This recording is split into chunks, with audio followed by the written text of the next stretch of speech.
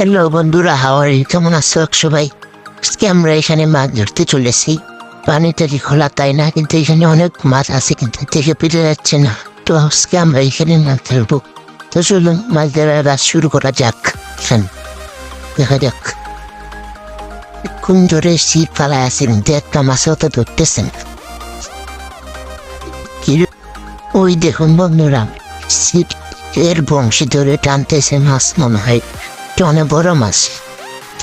দেখি টান দিয়ে কি মাছ আসছে। ওই যে অনেক বড় মাছটা আসছে। তো এতে দেখুন তেলাপিয়া মাছ।